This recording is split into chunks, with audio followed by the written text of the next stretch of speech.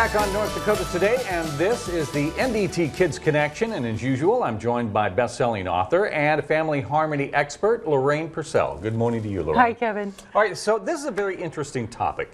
How to maintain lifelong, long-term closeness with your kids. I can speak from my own experience. They're growing from birth to growing up through elementary school and junior high. I felt an immense closeness with my kids. When they got into the teenage years, high school years, there was that separation, Yes. and that was hard to take. Now that they're grown and on their own and 1,200 miles away, I long for that closeness. I wish I could still be close. I'm sure they're thinking, Dad, we are close, and it is all good. That's what they tell me whenever I go home, but I miss that closeness. So am I up in the night here? How do I maintain that lifelong closeness with my kids? I've never heard that phrase, up in the night. Up in the night, yes. Am I wrong? No, not at all.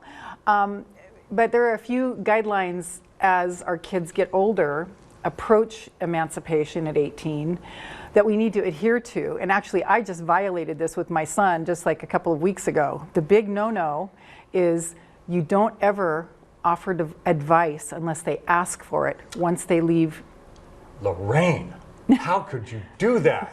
How could you do such a violate your own rules? And so I offered advice, and I got shut down really fast. Okay. And so, all right. and there was a distance for a while. And so, it's like, shut up. Who do you think you are? All right. So once they're emancipated, once they're 18, they're only in your life by invitation, by them inviting you. Really? All right. Yes. That's a hard pill to swallow. It is, because we think that our kids owe us, and they don't. They actually do not. They do owe us. They owe us everything. Okay, I'm just kidding. Yeah. So it's, what do you do to make sure that once they leave, they actually want to be with you? That's the point. Okay, so what do we do? Yes. So you go to them and you ask them, what do you need from me right now? Do you need more time? Do you want to talk?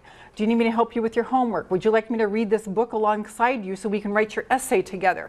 How can I support you? I mean, as they get 13, 14, their window is closing. And so it's important to still be the parent, and doing the right parent thing isn't always the popular things with your child.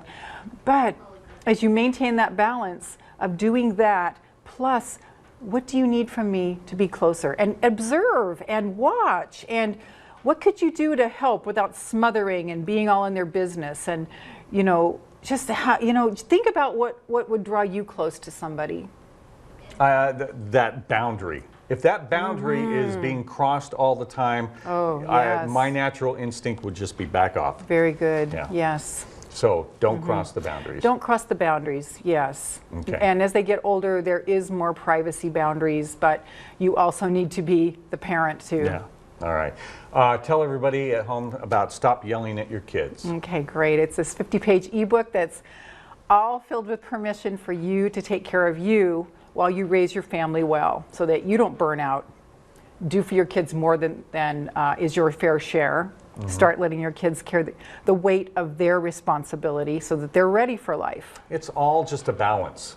Yeah, it is. It's just all balance. It is. Thank you so much, Lorraine. Thanks, Kevin. All right, we'll be right back with more North Dakota Today.